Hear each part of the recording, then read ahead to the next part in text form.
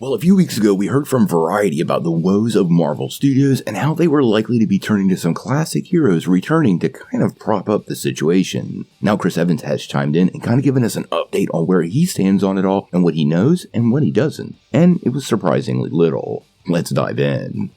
But before we do that though, make sure you hit that like and subscribe button and ring the bell for all the updates. We do daily Marvel and DC videos and we want to be your place for all the superhero news, but we want to bring it to you truthfully and transparently so you are really in the know.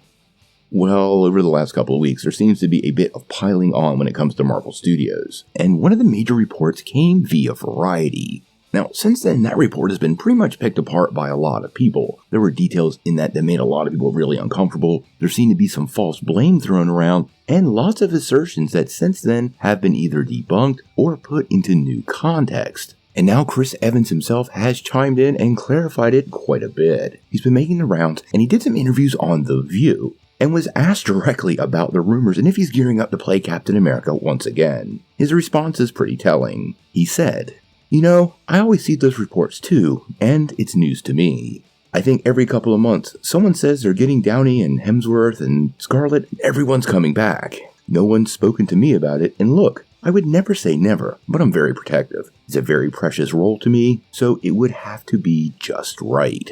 Now, this pretty much echoes what Evans has said in the past, that he didn't just want to run back to Captain America and spoil what he considers a near-perfect ending. Now, to be fair, when Scarlett Johansson was asked about this recently, she was a little more coy, responding by saying, "You really ask hard questions, and I actually don't have to tell you." So honestly, this could go either way. I think actually it speaks much more to that Variety article that has been picked apart since it came out. The tales of death for Marvel Studios are way overblown. And I think at this point the consensus is, well, that was pretty much a hit piece, and there was a lot of piling on that went down afterwards. Now, obviously many people want Chris Evans to return, but I think we want to give Sam Wilson some time to be Captain America. It was clear from the moment we knew Evans was leaving there was going to be a huge period of time before a potential return, and we need that time to allow Sam Wilson to kind of grow into the role. We already know he's going to be part of Captain America 4, he might make some cameos in other projects, and I expect him to be a huge part of Kang Dynasty, assuming it's called that. If Evans does return, I don't expect it until Secret Wars, and it's likely a one and done. As I've said before, the big problems with Evans or even RDJ or Scarlett Johansson returning for Secret Wars is Marvel is planning somewhat of a soft reboot following that event.